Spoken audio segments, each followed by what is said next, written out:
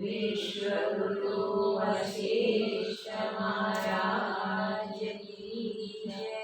प्रगट आत्माराम की जय। जय जय गणपति महाराज की जय। जय जय गणपति महाराज की जय। जय जय गणपति महाराज की जय। श्री सद्गुरुदेव की जय। ओम ओम ओम। अभ्यास कराते कराते हमें चित्त को अचित्त करने की युक्ति में ले जाते हैं। मीन्स पूर्ण स्वरूप में स्थित कैसे किया जाए वो दिखाते हुए आखिर में चित्त रहे ही नहीं वैसे अनुभव तक पहुंचा देते हैं। चित्त की भूमिकाएं, अज्ञान की ओर जो चित्त जाता है वो कैसे जन्म तक अज्ञान में भटकता है, और जो चित्त ज्ञान की ओर मुड़ता है वो कैसे क्रमशः विवेक जगा के संपूर्ण वैराग्य प्राप्त करके स्वस्वभाव में जाके प्रतिष्ठित हो जाता है। वो बड़ी आसानी से बताया। ज्ञान की जो सीढ़ियां हैं वो कोई विरल पुरुष ही चढ़ सकता है। मनुष्य 3 प्रकार के होते हैं। एक बिल्कुल अज्ञानी जिसे मूर्ख कहते हैं, एक संपूर्ण ज्ञानी, और तीसरा जिज्ञासु पुरुष, मुमुक्षु पुरुष। बिल्कुल मूर्ख अगर संतों का संग मिले, सतशास्त्र भी प्रत्यक्ष हो गए तो भी न शास्त्र को सुनता है या न शास्त्र को देखने की कोशिश करता है, न संतों के समीप में बैठना पसंद करता है। सिर्फ वो जगत में डूबा हुआ रहता है।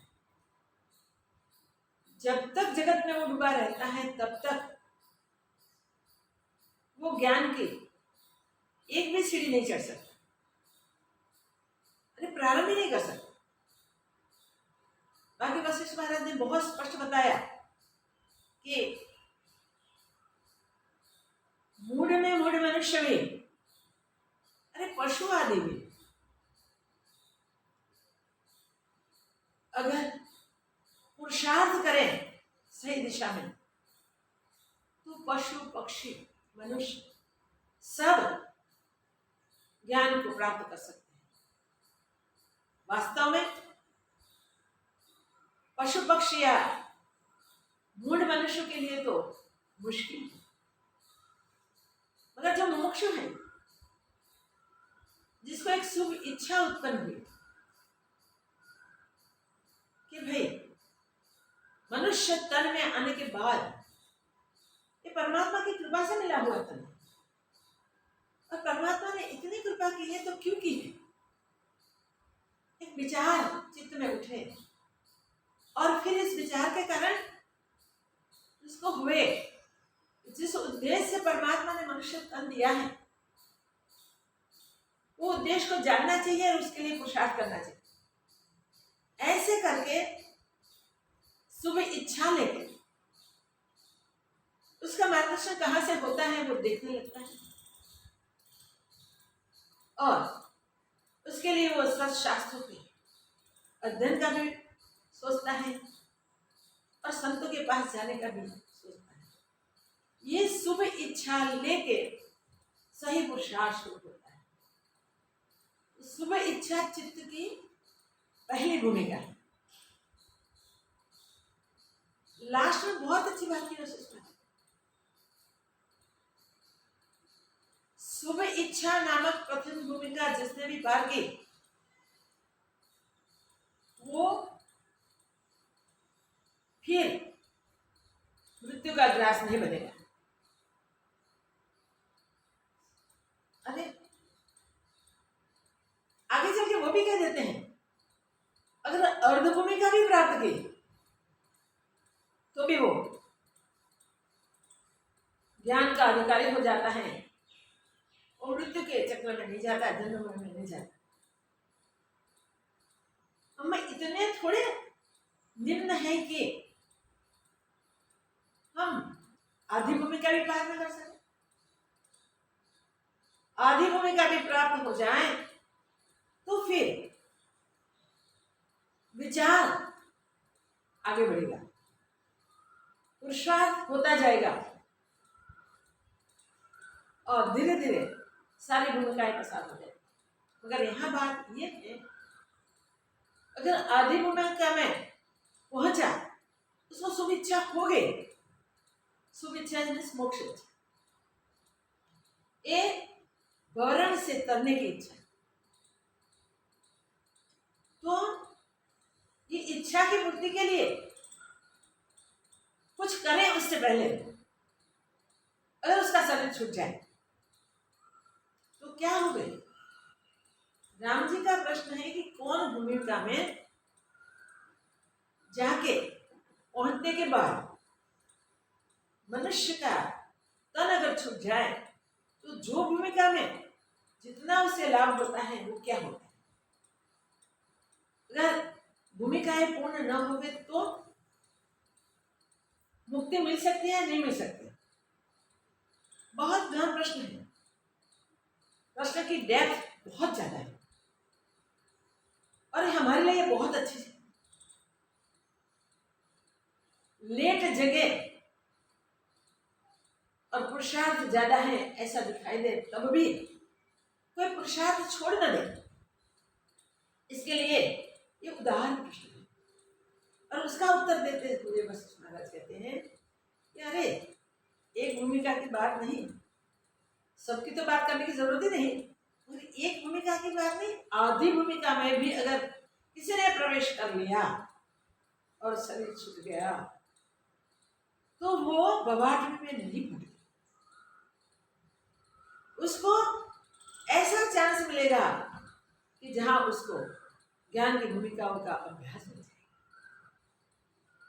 प्रथम भूमिका में गया हुआ पुरुष प्रथम भूमिका पार कर दी, वो द्वितीय भूमिका में जाता है।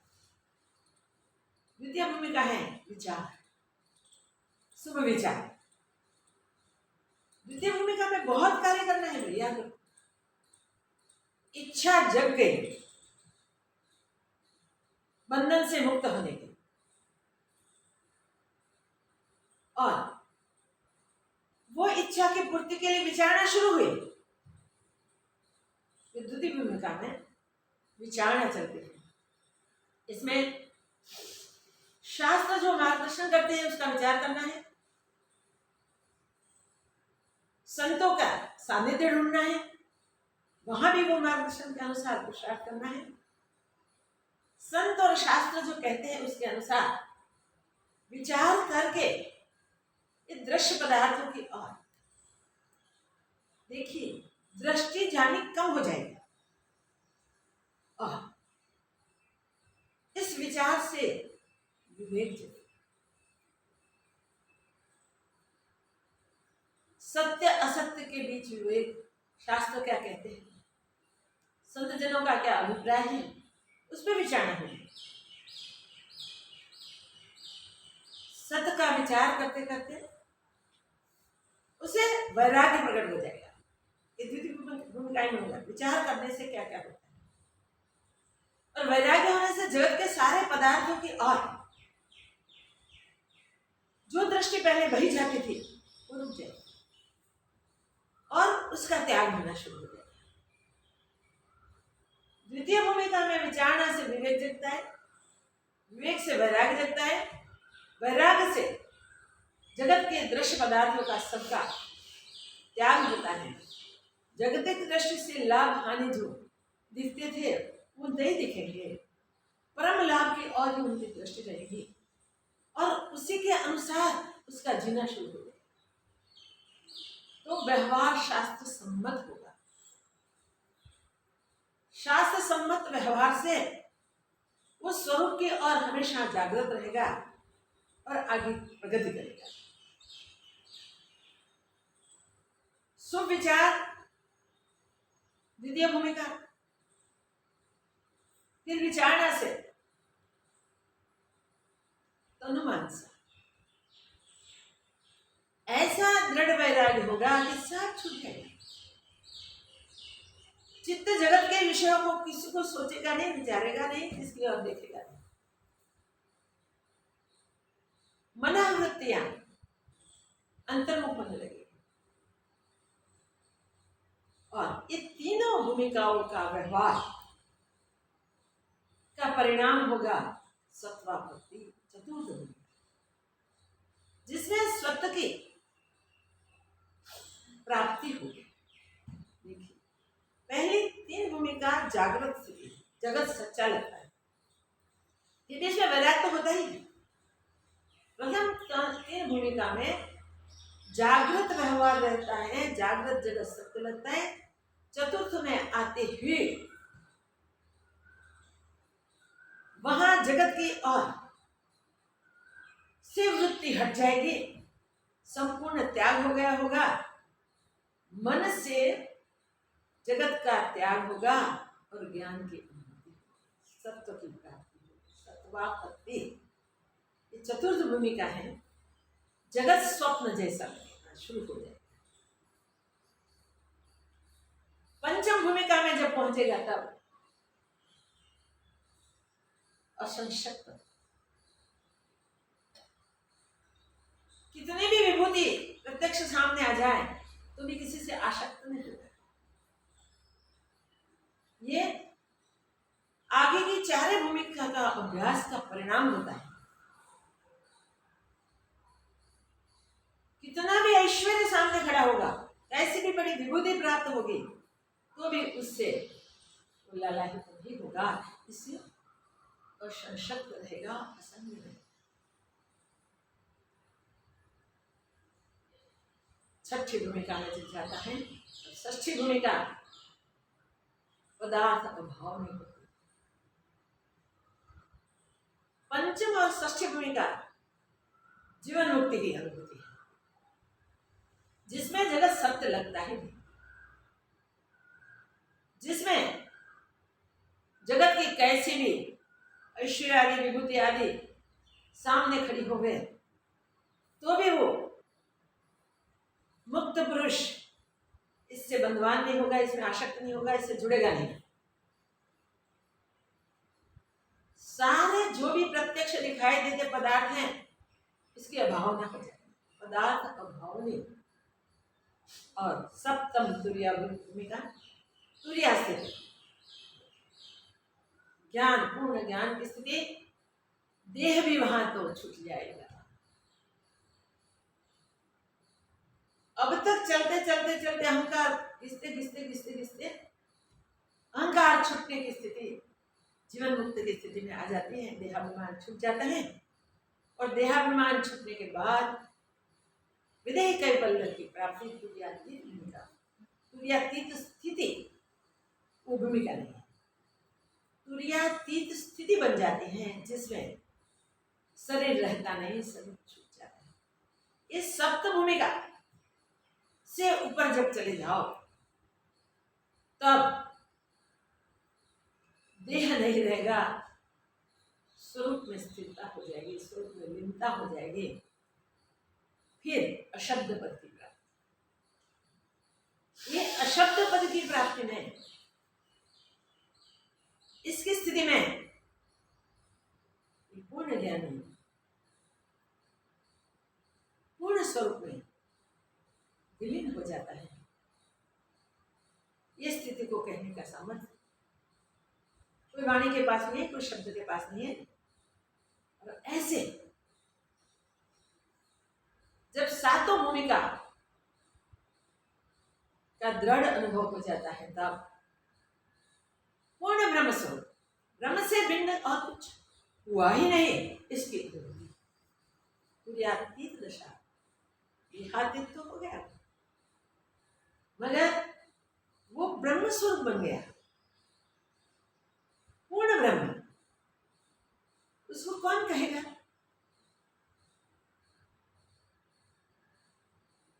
वो सुषुप्ति से भी ऊपर चला गया और वो है पूर्ण जागृत, पूर्ण जागृत स्थिति, चित्त से अतीत, अपने आप में, अपने स्वरूप में। ये ब्रह्मानुभूति जिसने भी की वो महापुरुष युगों तक स्मरणीय रहता है, युगों तक इस मार्ग के प्रवासी उसका दृष्टांत लेते हैं और उस प्रकार अभ्यास करते हैं। वशिष्ठ महाराज शॉर्ट में ज्ञान भूमिका समझाते हुए ब्रह्म दशा का वर्णन करते हैं, पूर्णत्व का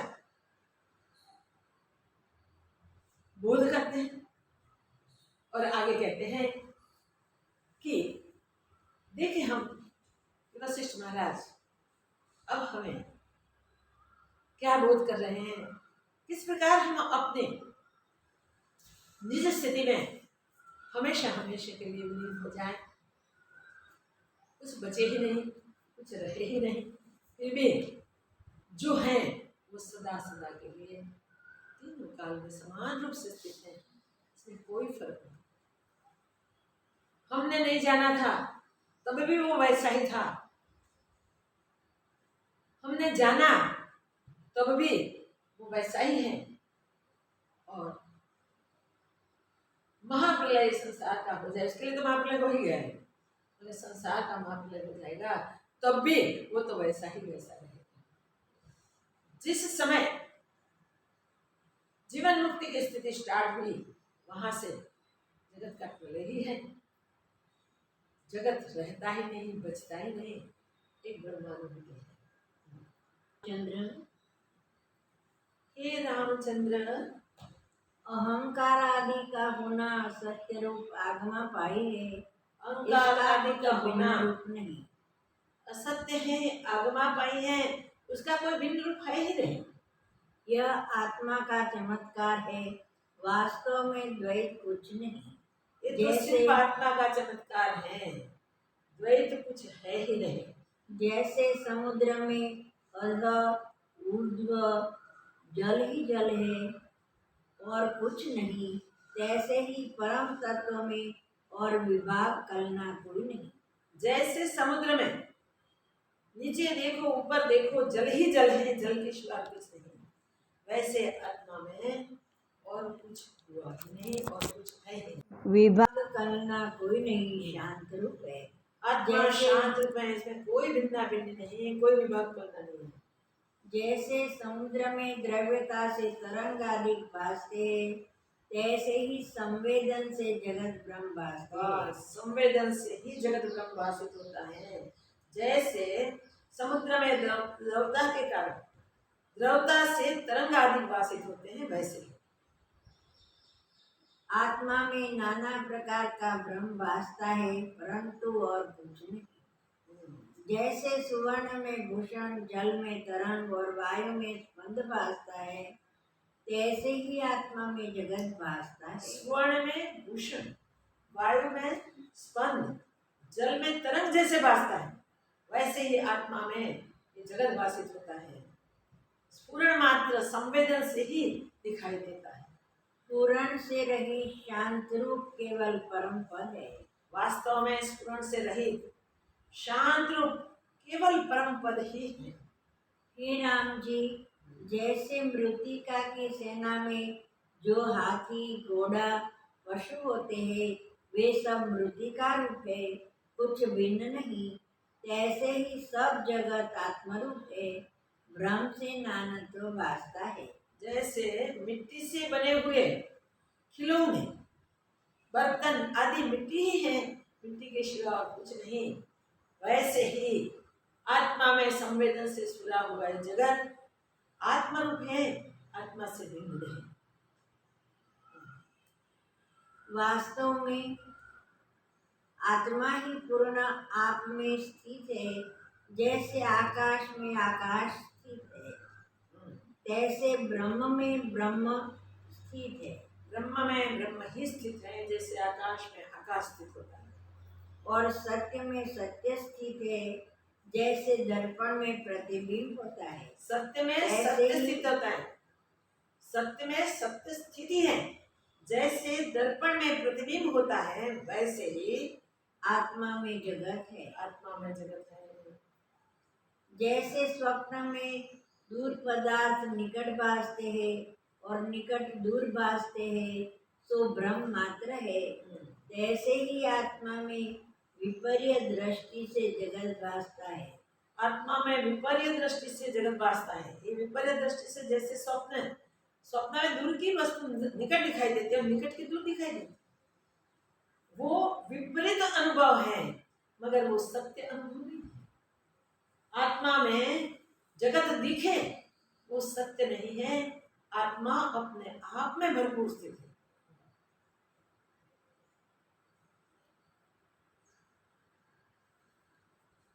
जैसे दर्पण में नगर का प्रतिबिंब, जैसे मृत्युष्णा का जल और आकाश में दूसरा चंद्रमा भासते हैं, तैसे ही यह जगत आत्मा में भासता है। जैसे इंद्रजाल के योग से आकाश में नगर भासते हैं, तैसे ही यह असत्य रूप जगत अज्ञान से सत्य भासते हैं। बस असत्य रूप जगत अज्ञान से ही सत्य भासते हैं। जब तक आत्मविचार रूपी अग्नि से अविद्या रूपी बेली को तू न जलावेगा, तब तक जगत रूपी बेली निवृत्त न होगी। आत्मविचार के बिना जगत नष्ट नहीं होगा। जगत को नष्ट करने के लिए एक ही उपाय है, आत्मविचार। बल्कि अनेक प्रकार के सुख दुख दिखावेगी। बस जब तू विचार करके मूल सहित इसको जलावेगा, तब शांत पद को प्राप्त होगा। शांत पद को प्राप्त करने के लिए आत्मविचार करके जगत ब्रह्म को संपूर्ण निवृत्त कर देना है।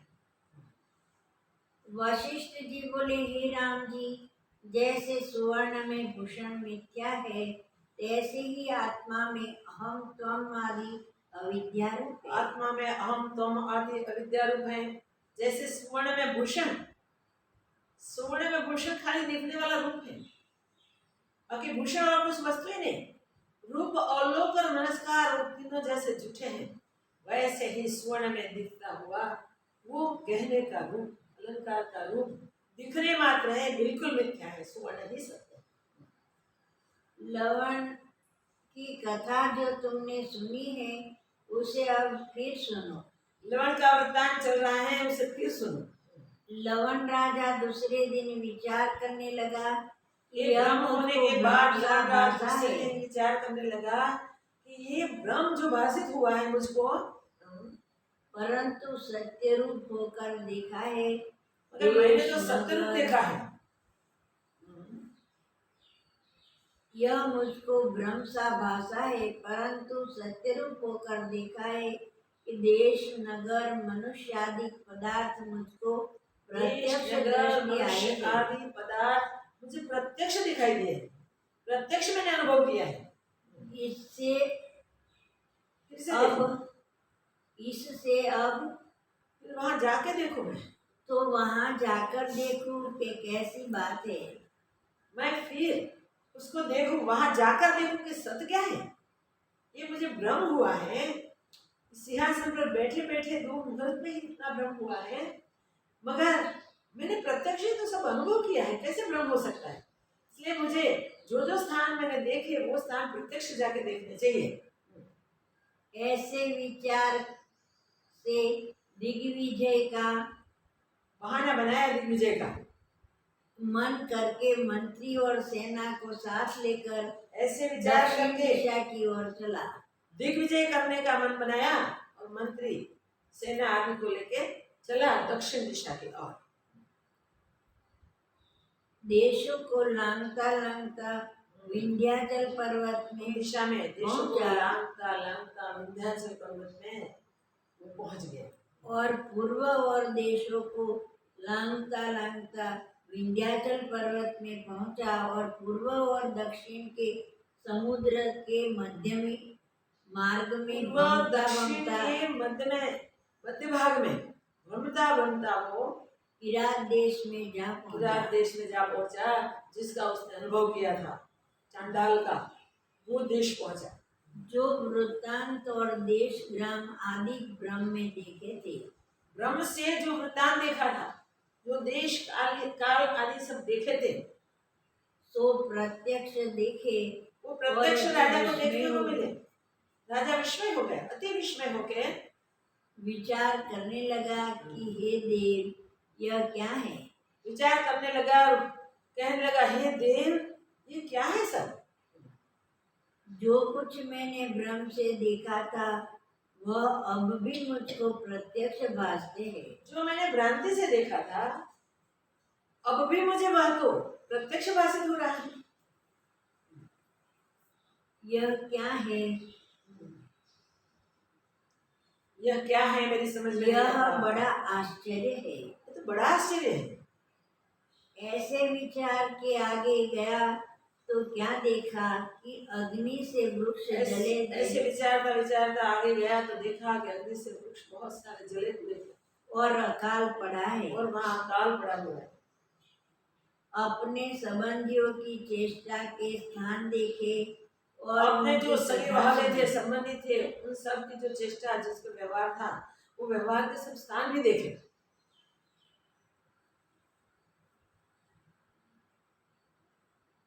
और उनकी कथा सुनी। और वहाँ मैंने सबको पूछा तो उन लोगों की कथा भी मुझे वैसे ही वैसे सुनने को मिले। इस प्रकार देखते देखते आगे गया तो क्या देखा कि चांडाल शरीर की सासू बेटी रुदन करती है। वहां से आगे चला तब उसने क्या देखा कि जो चांडाल का अनुभव उसने किया था, वो चांडाल की सास वहां बैठी बैठी रो रही है। हे देव, मेरा पुत्र कहाँ गया। हे पुत्र, तू कहाँ गए। वो ऐसे रुदन करके बोलती है। चंद्रमा की नाय मुख था। चंद्रमा जैसा मुख था जिसका, वो मेरे दामाद कहाँ गया। मेरी मृग नयनी कन्या जीर्ण देव हो गई है और पोत्र पोत्रिया दुर्भिक्षता से सब जाते रहे। परिवार सारा दुर्भिक्षता से जाते रहे हैं। उनके यह खाने का पदार्थ है और ये चेष्टा के स्थान है। सब उनकी चेष्टा का स्थान है। जो रतिका की माला कंठ में डाले जीवों के मांस खाते और रुधिर पान करते थे, जो वह आंखों की कहाँ माला गए? कंठ में डालते थे, जो रुधिर पान करते थे, वो सब कहाँ गए? इसी प्रकार पुत्र पुत्री भर्ता दामाद आदि का नाम लेकर सबको वह याद रुदन करके, करते सबका थे। नाम लेकर वो रुदन कर रहे थे। और लोग जो आ बैठते थे वह भी रुदन करते और थे। और आजू बाजू के लोग जो आके बैठते थे वो भी सब रुदन करते थे। तब राजा उनका रोना बंद करा के तब राजा उन वृतांत सबका पूछने रोना लगा बंद करा के फिर पूछने लगा कि तुम किस निमित्त रुदन करते तुम किस हो? निमित्त रुदन करते हैं? उसका रुदन रुकवाया और पूछा, किससे तेरा वियोग हुआ है? हाँ, कौन तुझसे बिछड़ गए हैं? किससे तेरा वियोग हुआ है? चांडाली बोली, हे राजन, एक समय वर्षा न होने से अकाल पड़ा और सब जीवों को बड़ा चांडाली दुख हुआ। कहती, एक बार वर्षा नहीं हुई, अकाल पड़ा और सब जीव दुखी दुखी हो गए। उस समय मेरे पुत्र पौत्र पौत्रियां जामात भर्ता आदि बांधव यहाँ से निकल गए। इस और समय कोई मेरे कष्ट सब परिवार पाके जन मर यहाँ से गए निकल गए और पता ही नहीं रहा कहाँ गए वो। और कहीं कष्ट पाके मर गए। इससे हुआ कि कहीं कष्ट पाके वो वहां मर गए। उनके वियोग से मैं दुखी होकर रुदन करती हूँ। इन सब के वियोग से मैं दुखी हो रही हूँ और रुदन कर रही हूँ। और उनके वियोग में और उनके बिना मैं शून्य हो गई हूँ, उस सबके बिना मैं शून्य हो गई हूँ, जैसे बचरी हुई हथनी बिछड़ी हुई हथनी अकुलाती है, जैसे परिवार से मैं बिछड़ गई हुई अकुलाती हथनी हूँ। अकुलाती है, वैसे मैं अकुलाती हूँ। हे रामचंद्र, जब इस प्रकार चांडाली ने कहा तब राजा अति विस्मित हुआ और चांडाली को सुनकर राजा विस्मित हो गया और मंत्री की मुख की ओर ऐसे देखने लगा जैसे कागज पर पुतली होती है। मंत्री की ओर देखने लगा और स्थिर हो गया। निदान राजा विचारे और आश्चर्यवान हो। इस प्रकार राजा सुनने के बाद विचार करे और आश्चर्यमुग्ध हो जाए। उस चांडाली ने बारंबार पूछे और वह फिर बार बार चांडाली को पूछे, आश्चर्य बार बार चांडाली वही कहे और राजा आश्चर्य को प्राप्त करे। तब राजा उसको यथा योग्य धन देकर फिर राजा पर्यंत वहां रहा। राजा उसको कुछ धन दिया यथा योग्य और लंबे काल तक वहां रहा और फिर अपने राज मंदिर में आया। फिर वहां से वापस अपने राज मंदिर में आया। जब प्रातः काल हुआ तब सभा में जब सुबह हुई तो सभा में मुझसे पूछने लगा, हे मुनीश्वर, आन बैठा और मुझसे पूछने लगा, हे मुनीश्वर, वशिष्ठ महाराज को स्वप्न मुझको प्रत्यक्ष कैसे हुआ? जो स्वप्न ब्रह्म हुआ था वो मुझे प्रत्यक्ष कैसे दिखने को मिला? इसको देखकर मैं आश्चर्यवान हुआ हूँ। इसको देखकर, स्वप्न को प्रत्यक्ष देख के मैं आश्चर्यवान हुआ हूँ। मुझे पता नहीं चलता कि मुझे कैसे प्रत्यक्ष दिखा। तब मैंने प्रश्नानुसार राजा के प्रश्न अनुसार उसके उत्तर दिया, युक्ति से उत्तर दिया और उसके चित्त का संशय ऐसे दूर कर दिया जैसे युक्ति सहित उत्तर जब वशिष्ठ महाराज ने दिया तो उसका संशय ऐसे निवृत्त हो गया जैसे मेघ को वायु दूर करे, बादल को वायु दूर कर दे, वैसे ही उनका प्रश्न मेरे युक्ति संयुक्त उत्तर से दूर हो गया। वही तुमसे कहता हूँ, वो उत्तर मैं तुमको सुनाता हूँ। हे राम जी, अविद्या ऐसी है कि असत्य को शीघ्र ही सत्य। हे राम जी, अविद्या असत्य को शीघ्र ही सत्य दिखाती है और सत्य को असत्य कर दिखाती है और सत्य को असत्य करके दिखाती है। और बड़ा भ्रम दिखाने वाली है। ये अविद्या बड़ा भ्रम दिखाने वाली है। राम जी ने पूछा, हे भगवान, तब राम जी पूछते हैं, हे भगवान, स्वप्न कैसे सत्य हुआ? स्वप्न सत्य हो सकता है? स्वप्न कैसे सत्य हुआ? यह मेरे चित्त में बड़ा संशय स्थित हुआ है। ये मेरे चित्त में भी बड़ा संशय आया है। ये उसको मेरे चित्त दूर में बड़ा कीजिए। संशय स्थित हुआ है, उसको प्रभु दूर कीजिए। वशिष्ठ जी बोले, हे राम जी, इसमें क्या आश्चर्य है? वशिष्ठ महाराज, इसमें क्या आश्चर्य है? हाँ, अविद्या से सब कुछ बनता है। अविद्या से ऐसा सब कुछ बन सकता है। स्वप्न में तुम प्रत्यक्ष देखते हो कि घट से पट और पट से घट हो जाते स्वप्न हैं। में तुम प्रत्यक्ष देखते हो ना, घट से पट हो जाता है, पट से घट हो जाता है।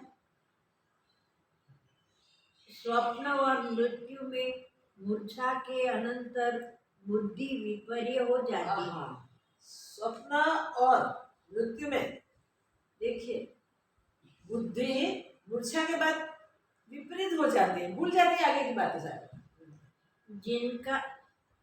जिनका चित्त वासना से वेष्टित है, उनको जैसा संवेदन फूटता है ऐसा ही भासता है। जिसका चित्त वासना से भरा हुआ है, उसका जैसा संवेदन स्फुरित होता है वैसा ही दृश्य भाषित होता है।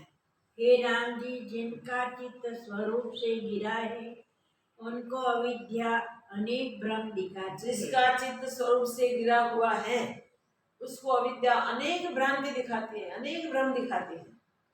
जैसे मद्यपान और विष पीने वाला भ्रम को प्राप्त होते हैं, वैसे ही अविद्या से जीव भ्रम को प्राप्त होता है। जैसे मद्यपान करने वाला या विष पीने वाला भ्रम को ही प्राप्त होता है, उलट पुलट ही देखता है, ऐसे ही अविद्या इसी प्रकार भ्रम को दिखाती है। अविद्याग्रस्त मनुष्य भ्रम से वेष्टित हो जाता है। एक और राजा था, उसकी भी एक और राजा था, उसकी भी वही व्यवस्था हुई। एक और राजा था, उसको भी ऐसा ही अनुभव हुआ था, जो लवण राजा के चित्त में पुराई थी। जो लवण राजा के चित्त में पुराई थी, वैसे वो राजा को भी वैसे ही अनुभव हुआ था। जैसे उसकी चेष्टा हुई थी, तैसे ही इसको भी पुराई। जैसी लवण राजा को चेष्टा हुई थी, उसको भी वैसे ही स्फुरित हुई। तब उसने जाना कि मैंने ही यह किया है। हाँ, तब उसने जाना विचार करके कि मैंने ही तो ये किया है। जैसे अभोक्ता पुरुष आपको स्वप्न में भोक्ता देखता है, मैं राजा हुआ हूँ। अभोक्ता पुरुष स्वप्न में अपने को भोक्ता देखता है, वो ऐसा देखता है स्वप्न के मैं राजा हूँ।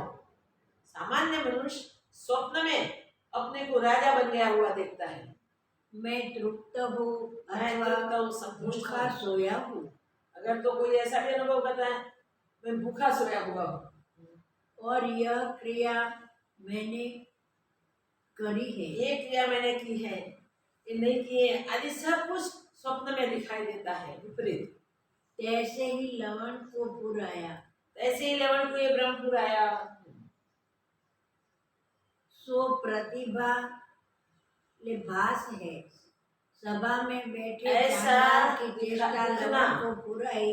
वो आभास मात्र है, सत्य नहीं है। सभा में बैठे हुए लवण को वो चांडाल की प्रतिभा भाषित हुई, स्फुराई। अथवा विंध्याचल पर्वत के चांडालों की प्रतिभा लवण को पूरी। अथवा विंध्याचल पर्वत के जो चांडाल थे, वो चांडालों की वो स्थिति लवण को स्फुरित हुई, वह ब्रह्म दृढ़ हो गया। और वो ब्रह्म दृढ़ हो गया। जैसे वो चांडाल जीते थे, चांडाल थे, वैसे वो अपने आप को यहाँ बैठा बैठा चांडाल मानने लगा, तो उसकी वो प्रतिभा उसको भाषित हुई और उसने वो सत्य मान ली। एक ही सदस्य ब्रह्म अनेकों को पुराता है। इस प्रकार एक जैसा ब्रह्म अनेकों को भाषित होता है, अनेकों को स्फुरित होता है। एक ही स्वप्न दो तीन जनों और को भी हो सकता है, और स्वप्न भी सदस्य होता है। जैसे एक ही रस्सी में अनेकों को स्वप्न भी सर्प ऐसा ही होता भासता है, है। जैसे एक ही रस्सी में अनेकों को सर्प भाषित होता है। इसी प्रकार अनेक जीवों को एक ब्रह्म अनेक इसी रूप प्रकार भासता है। अनेक जीवों एक ही ब्रह्म इस प्रकार भाषित हो जाता है। कई जीव एक ही अनुभव करते हैं, वो ब्रह्म मात्र होता है, सत्य नहीं होता। हे राम जी, जितने पदार्थ भासते हैं उनकी सत्ता में संवेदन हुआ है। हाँ, जैसे हे राम उनमें जी, संकल्प दृढ़ होता है तैसे ही होकर भासता है। हे राम जी, जितने पदार्थ भासते हैं जितने पदार्थ का आभास होता है, जितने पदार्थ भासते हैं, उनकी सत्ता में संवेदन हुआ है। इसकी मूल सत्ता में देखो तो स्फुरण ही हुआ है, संवेदन ही हुआ है। जैसे उनमें संकल्प दृढ़ होता है उनमें ही जैसा होकर संकल्प भासता दृढ़ है। होता है वैसा उसे भाषित होता है। जो पदार्थ सत्य रूप को भासता है वह सत्य होता है और जो असत्य रूप को भासता है वह जो असत्य पदार्थ हो सत्य जाता रूप है। होकर भाषित होता है वो सत्य होता है, और जो असत्य रूप भाषित होता है वो असत्य हो जाता है। सब ही पदार्थ संवेदन रूप है और सब तीनों पदार्थ काल भी संवेदन रूप संवेदन हैं। से उपजे है। और ये तीनों काल के संवेदन से उपजे हैं। जहां जहां जैसा संवेदन, जैसा स्फुरण, वहां आगे दृश्य भाषित होता है।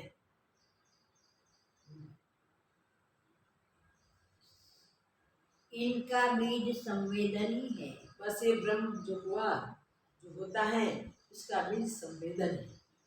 सब पदार्थ अविद्या रूप है और जैसे रेत पदार्थ में कोई तेल सत्य है, नहीं, सब पदार्थ ब्रह्म मात्र है। अविद्या का ही चमत्कार है, अविद्या से ही भाषित है। जैसे रेत में तेल है तैसे ही आत्मा में अविद्या है।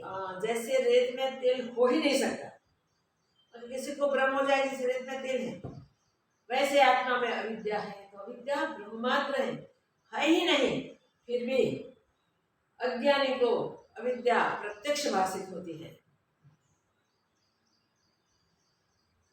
आत्मा से अविद्या का संबंध कदाचित नहीं, आत्मा अविद्या का संबंध कदाचित नहीं हुआ, क्योंकि संबंध समरूप को होता है। संबंध तो समरूप हुए उसको होता है। जैसे काष्ठ भिन्न और भिन्न लाख नहीं का होता। संबंध होता है सो आकार सहित है। काष्ठ और लाख का संबंध होता है, वो आकार सहित है। काष्ठ काष्ठ है, लाख लाख। और जो आकार से रहित है उसका संबंध कैसे हो? काष्ठ और लाख का आकार समान होता है तो वो एक दूसरे के साथ जुड़ते हैं। जिसका आकार ही समान नहीं, वो कैसे जुड़े? उनका संबंध नहीं हो सकता। जैसे प्रकाश और तम का संबंध नहीं होता, प्रकाश और अंधकार का संबंध नहीं चेतन होता, से चेतन का संबंध होता ऐसे है ही चेतन से चेतन का संबंध होता है, और विजातीय का संबंध नहीं। विजाति का संबंध हो ही नहीं सकता। इससे अविद्या रूप देह को, इसलिए ये देह तो अविद्या रूप है, उस अविद्या रूप देह को आत्मा से संबंध नहीं। आत्मा से संबंध कैसे हो गए? है ही नहीं। जो देह जड़ अविद्या से रूप है, आत्मा का आत्मा संबंध पूर्ण हो, ज्ञान रूप है। जो जड़ से आत्मा का संबंध हो तो आत्मा जड़ हो, और जड़ से आत्मा का सदा संबंध हो जाए चेतन रूप है तो आत्मा जड़ हो जाए, मगर आत्मा तो सदा चेतन रूप है, इसलिए आत्मा का और जड़ का संबंध नहीं बनता। और सर्वदा अनुभव से प्रकाशता है। आत्मा सर्वदा अनुभव से ही प्रकाशता है। उसको जड़ कैसे कहिए? उसको जड़ कहे कैसे? वो आत्मा चेतन ही है, अनुभव से प्रकाशता है, उसको हम जड़ कह कैसे सकते हैं?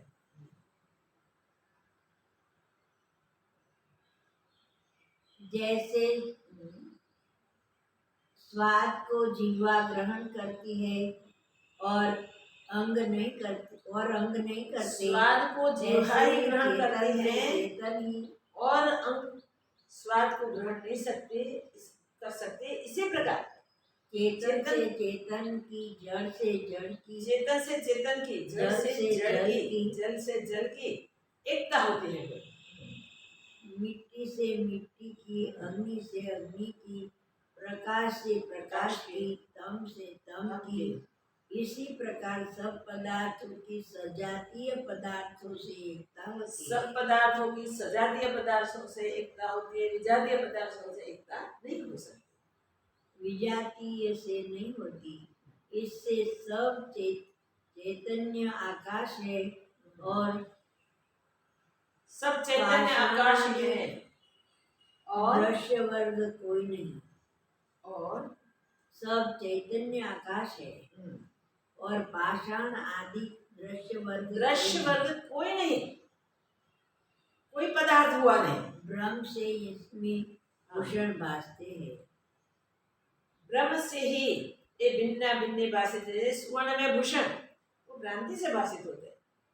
ये भूषण का सुवर्ण में बना हुआ उपसा हुआ रूप है, जो बनता है पीछे से होता है, आदि नहीं होता। सुवर्ण आदि है, तो आदि में जो रूप दिखाई दिया तो रूप तो मिथ्या ही है। जैसे सुवर्ण वृद्धि को त्याग कर नाना प्रकार के भूषण भासते हैं, जैसे सुवर्ण बुद्धि को त्याग कर नाना प्रकार के भूषण भासते सुवर्ण हैं। बुद्धि नहीं होती, उसको भिन्न भिन्न प्रकार के आकार दिखाई देते, अलंकार दिखाई देते, रूप दिखाई देते हैं। ऐसे ही जब अहम वेदना आत्मा से वैसे होती ही है, आत्मा से जब अहंकार का स्फुरण होता है, तब अनेक रूप होकर विश्व भासता है। तब जैसा जैसा स्फुरण इस प्रकार का अनेक रूप का विश्व होकर भाषित होता है। जैसे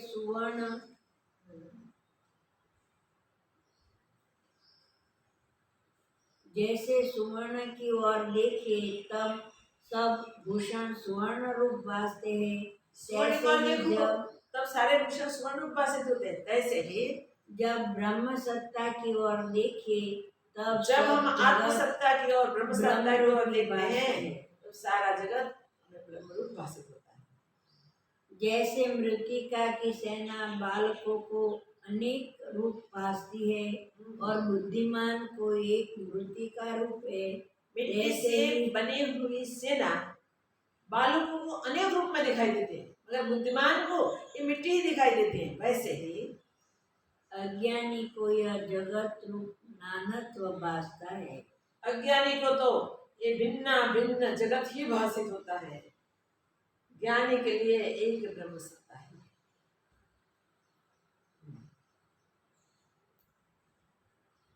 ज्ञानवान को एक ब्रह्म सत्ता ही भासती है। वह कौन ब्रह्म है जिसमें दृष्टा दर्शन दृश्य पूरे है।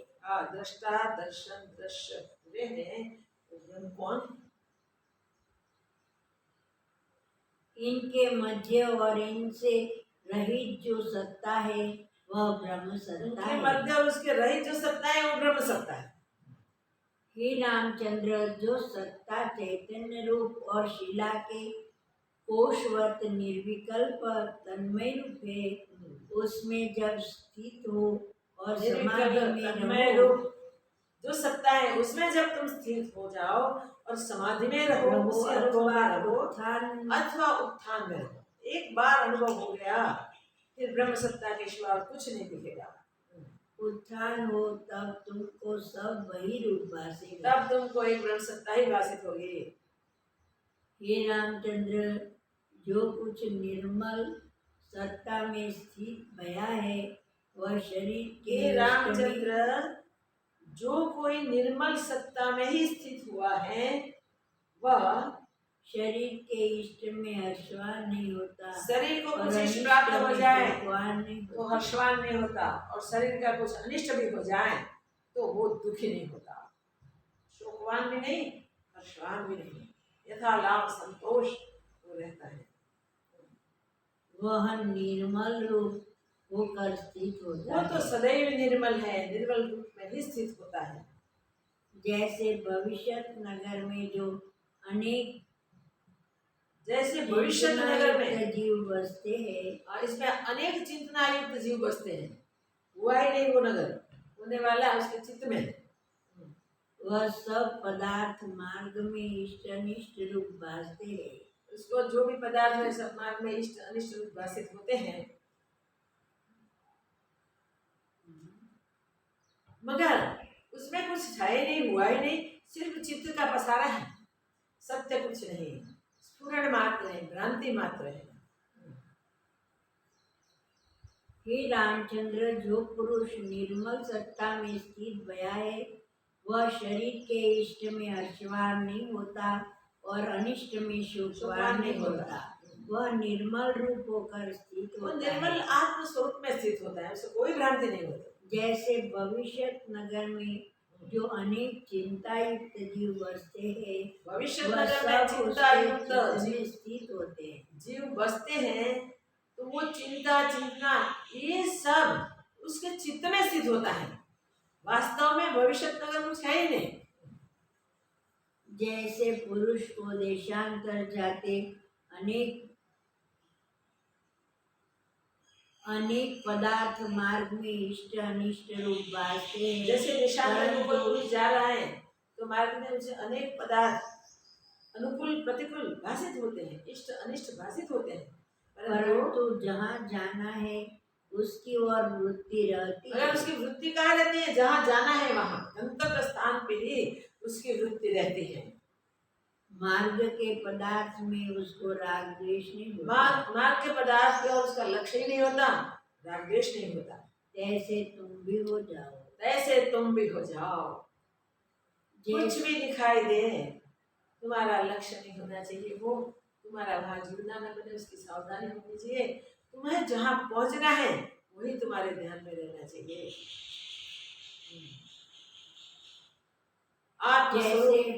जैसे पत्थर से जल और जल से अग्नि नहीं निकलती, जैसे पत्थर से जल नहीं निकलता, जल से अग्नि नहीं निकलती, वैसे ही आत्मा में चित्त नहीं, अविचार आत्मा चित्त है ही नहीं, जानता है। आत्मा में चित्त है ही नहीं, अविचार भ्रांति से ही चित्त भाषित होता है। विचार में नहीं पाया, विचार में चित्त पाया ही नहीं जाता, हुआ ही नहीं, बुझा ही नहीं चित्त। जैसे ब्रह्म से आकाश में दूसरा चंद्रमा भासते हैं, तैसे ही आत्मा में, जैसे भ्रांति से आकाश में दूसरा चंद्रमा भाषित होता है। अब सब जानते हैं आकाश में एक ही चंद्रमा होता है, फिर भी जिसको भ्रांति होती है, जिसकी दृष्टि का दोष होता है, उसको दोनों चंद्रमा आकाश में दिखाई देता है। वैसे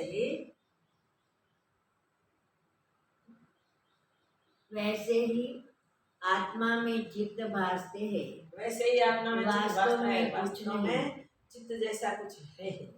वह सत्ता नित्य शुद्ध परमानंद आत्मसत्ता नित्य शुद्ध स्थित है, परमानंद रूप स्वयं में ही अपने आप में ही स्थित है और अनुभव रूप है। वो तो अनुभव रूप सत्ता है, आत्मसत्ता है। उसके विस्मरण करने से दुख प्राप्त होते हैं। उसको भूल जाने से दुख प्राप्त होते हैं, विस्मरण न करने से जो सुख प्राप्त होते हैं वशिष्ठ महाराज ने बताया। और आगे भी इसी का वर्णन करते हैं कि जिसको आत्मस्वरूप का विस्मरण नहीं होता वो स्वयं आत्मस्वरूप ही होता है, वो परमानंद में स्वयं है, वो स्वयं आनंद स्वरूप होता है। उसको और कोई विचार ही नहीं होता। निर्विचार स्थिति में, निर्विचार पद में, सद पद में वो हमेशा हमेशा के लिए स्थित होता है। इससे हे रामचंद्र, तुम सावधान हो। यह जो पूर्णा उठता है उसी का नाम चित्त है और चित्त कोई नहीं। ये जो स्फुरना उठता है उसी का नाम ही चित्त है। सावधान हो जाओ, और कोई चित्त है ही नहीं। एक ब्रह्म सत्ता, एक आत्म सत्ता अपने आप में स्थित है और अपने आप में परिपूर्ण है। ओम पूर्णमदः पूर्णमिदं पूर्णात् पूर्णमुदच्यते पूर्णस्य पूर्णमादाय पूर्णमेवावशिष्यते। ओम शांति शांति शांति। श्री सद्गुरुदेव की जय।